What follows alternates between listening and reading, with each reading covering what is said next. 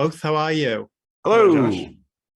So pleasure to be able to speak to you today for this film. And of course, Fletch fans have been waiting literally decades for this movie to happen. So how did you both feel about bringing the franchise back? And was there any extra pressure for you, Jon, to obviously be following in the footsteps of someone like Chevy Chase?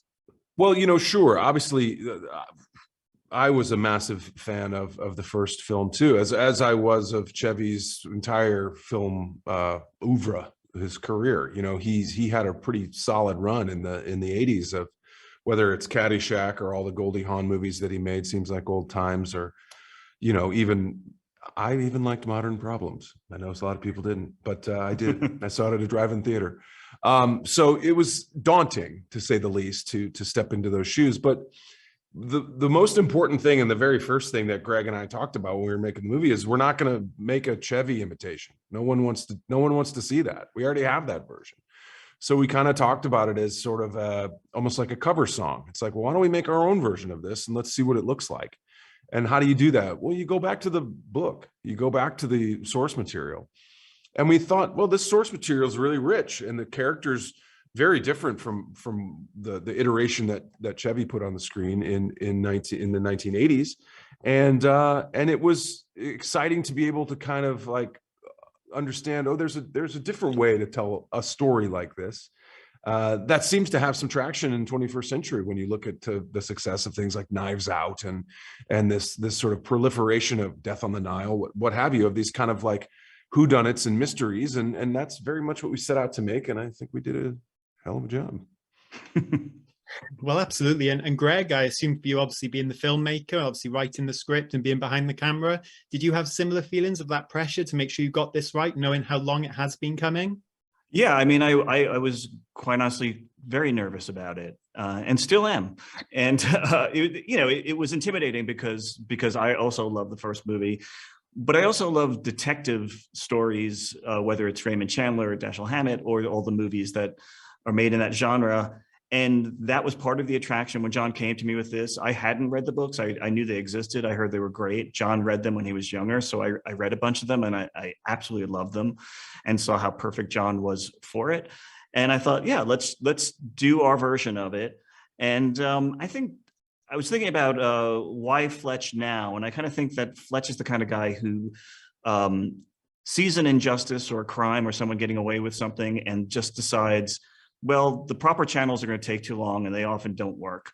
So I'm just going to, pull some scams, break some laws, and get to the bottom of this thing. And I honestly think a lot of us would love to be able to do that at this moment in time, because a lot of people seem to be getting away with stuff and nothing gets done.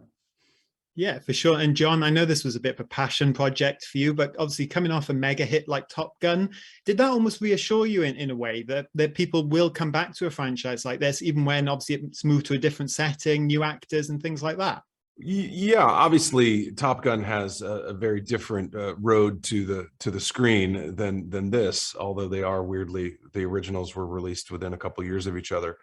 But there's a reason you go see Top Gun on the big screen, and it's a thrill ride. It's an action. It's you're riding in a F-18 going through canyons, and that's all very exciting. And the nostalgic element is very much there with the original star coming back. But with ours, what we're hoping that gets people to go to the theater is that people miss the communal experience of going to a dark room and laughing together. And I think, there's something therapeutic about that. There's something exciting about that. And there's something of a shared, experience of love of story and going to see the movies. I think you see it in the return of the Broadway seems to be coming back. People want to be in rooms together where they feel like they're not going to infect each other and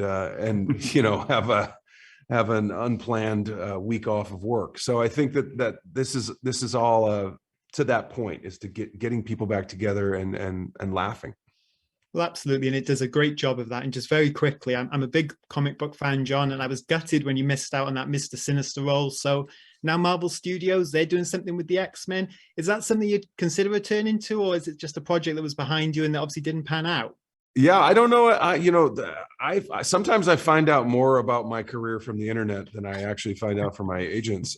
So I didn't really know that was in the works until somebody told me that I didn't get it or it didn't happen. So I really don't know. I'm like anybody else would be thrilled to be part of that storytelling, having been a big comic book fan throughout my early teens and early 20s. So we'll see. I don't know.